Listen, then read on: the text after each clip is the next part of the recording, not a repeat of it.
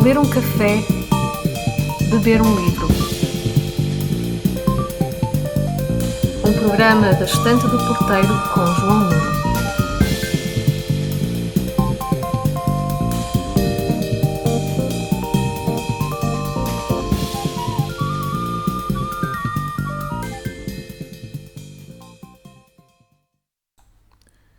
Estimados ouvintes, bem-vindos a mais um episódio, ao 7º, da quarta série do podcast Ler um Café, Beber um Livro, dedicado ao livro de história da Índia de Johnny Key, com tradução de Miguel Mata, uma edição Book Builders. O autor adverte desde o início na dificuldade de sistematizar fontes, sobretudo escritas, para abarcar 5.000 anos de história, apesar das pedras dos tempos também falarem, uma vez que todos os monumentos falam connosco, se soubermos olhá-los com arte e engenho. A Índia é um subcontinente, um mosaico de paisagens, culturas, religiões, tradições e valores que atravessaram os tempos, sendo o palco de paradoxos antropológicos, digladiados nas lutas de impérios e civilizações que moldaram o barro colorido que a Índia se tornou. Dentre os impérios que por lá passaram, destacamos a presença portuguesa, sempre nas margens do litoral índico.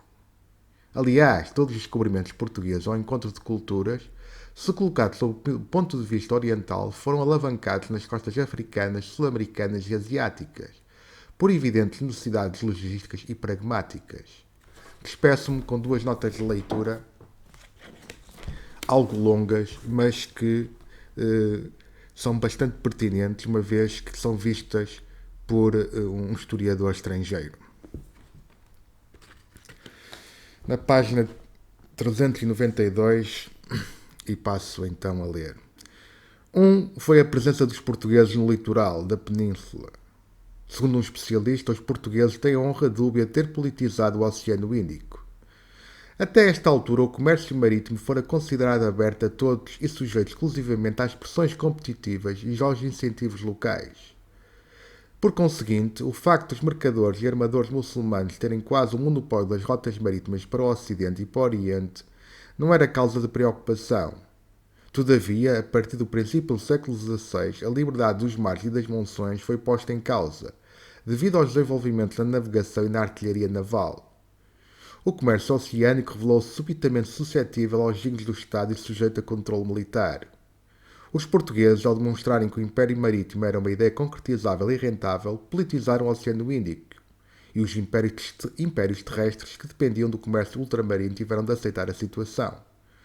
O aparecimento de Vasco da Gama em Calicut, na costa de Kerala, em 1498, foi o resultado de um século de tentativas de descoberta de um caminho marítimo que contornasse a África para chegar às Índias das Especiarias. Vasco da Gama regressou a Lisboa com uma carga de pimenta e a rota passou a ser percorrida anualmente por uma armada portuguesa equipada para combate. Em 1503 foi construído o primeiro forte português em Puxim, cujo rajá se tornou uma espécie de fantoche dos portugueses. 2 anos depois, a nomeação de um vice-rei para o Estado da Índia mostrou a verdadeira natureza dos desígnios portugueses.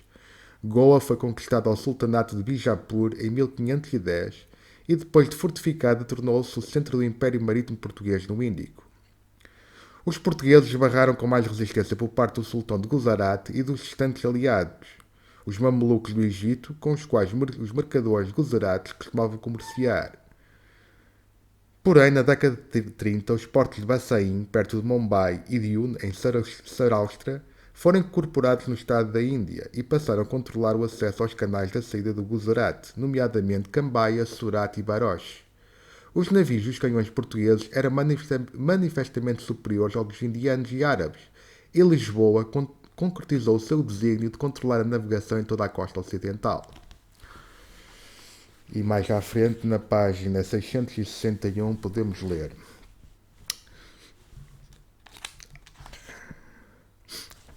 Além do mais, se Nehru tivesse contestado a retoma da soberania de Beijing sobre o Tibete, poderia ter sido acusado de hipocrisia, dado que, por motivos semelhantes, Nova Delhi vinha pressionando os franceses e portugueses para abandonar os respectivos enclaves no litoral do subcontinente. Depois de uma provocação indiana e da prevaricação francesa, Paris cedeu a Pondicherry e foi entregue à Índia em 1954. Mas Lisboa foi obstinada. Salazar, o ditador português, ignorou as manifestações apoiadas pelo Congresso que encheram os sonolentos bairros de Panjin, a capital goesa, e recordou a Delhi que a soberania de Portugal com 500 anos era anterior não só à dos britânicos, da qual a Nova Índia era sucessora, mas também quase à dos mongóis. É possível que Nehru, que era um apaixonado pela história, tivesse aceitado este argumento. A manutenção do regime português numa Goa cheia de igrejas seria interessante para os historiadores e era tão pouco ameaçadora para a República Indiana como o Vaticano para a República Italiana. Mas Nehru era apaixonado em relação à expulsão do colonialismo, à defesa da integridade territorial da Índia e à conquista do apoio popular. Por conseguinte, em 1961, não obstante a coexistência pacífica e não interferência, as tropas indianas invadiram Goa, tal como tinham invadido Hyderabad e Caxemira, mas neste caso sem a fachada de uma adesão formal.